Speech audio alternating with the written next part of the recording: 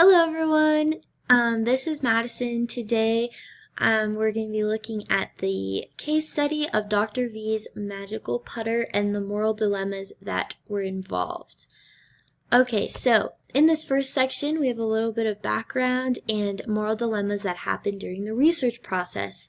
And so this all starts with the reporter Hannon who wrote the article, and he essentially is a golfer. He finds out about this magical putter that's really good, that has this like cool wild story, and he discovers this based on like his research of his personal interest in golfing, and he decides to look into it. And this story really sparks his attention because of all the things. It was created by this female scientist, and women are a minority in science and in golf and all those things. So that was very interesting. And he finds out that this putter was created by Dr. V, who was an aeronautical physicist from MIT who built the Yar putter, that is what she named it, with 0 MOI. And also these names that she used were very interesting to Hannon. He wanted to find out more about how this putter worked and all the things. And so he decides to start researching it because he is a journalist, he's a reporter. And so he goes to the person who he first heard about the putter from, which is a man named McCord, who is a voice of authority in the golf world. And he essentially tells him this wild story about this awesome putter. And so eventually, Hannon gets in contact with Dr. V. And in doing so, when he requests an interview, Dr. V insists on her privacy. She says, let's focus on the science behind my invention and not my personal life and the scientist. And so Hannon kind of takes it into his own hands to get more background information, but he does eventually interview Dr. V. And the interview is good. She tells him her story, her background, all the things, how she went to MIT. He learns more, all about her. And she actually sends him one of her putters, which he uses, and he thinks it's amazing. And it says in the article that he was ready to call her a genius and to be like, this putter is amazing, this story is amazing. But he's a reporter and he needs to do his due diligence. And so he goes in to fact check her statements about her educational background. But in doing so, he stumbles upon a lot of personal, sensitive information about her. And when he goes in to verify her credentials, he cannot find record of her going to MIT, going to Wharton. He finds out about a lawsuit. He can't discover anything about her time working for the Department of Defense, all these things. And so Hannon has stumbled upon, one, the truth that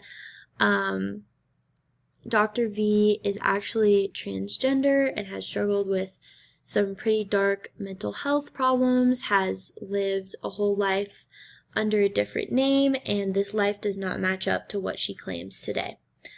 But, so this is really important things because he needs to tell the public that this invention has very suspect background. It's probably a hoax. The legitimacy of the scientist is not there, and so that is important. But he also discovers all this really sensitive personal stuff.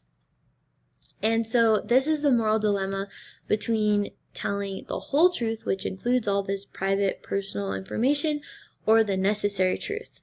And he basically decides to just tell the whole truth, and his article essentially turns into like a hit piece against Dr. V. And personally, what I would have done in this situation is try my best to protect the irrelevant personal information and to reveal the important information, especially because the direct interview with Dr. V, she did not volunteer all this information, and personal things like gender identity and such are not really relevant to this. But I would definitely reveal the that her educational past was not real. Finally, section 3, overall, I disagree with the reporters and Greenland's decision to publish this article. Most of the information was super unnecessary and super hard to read because I think as journalists, we have a responsibility to tell the truth, but also we need to do it responsibly, and we have a responsibility to others. And Dr. V had specifically requested privacy about her personal life, and so I don't think it was appropriate to reveal. And as we learn at the end, unfortunately, Dr. V ended up committing suicide. And so this is an article about someone who is deceased, which I think makes it even more disrespectful, because as people, we also have a responsibility to respect those who have passed away. I do think he needed to publish what was of the public's concern and like the golf community's concern, because essentially this invention is sort of a hoax. You don't want people who are golfers using this putter that's probably not fair to use, and all those things.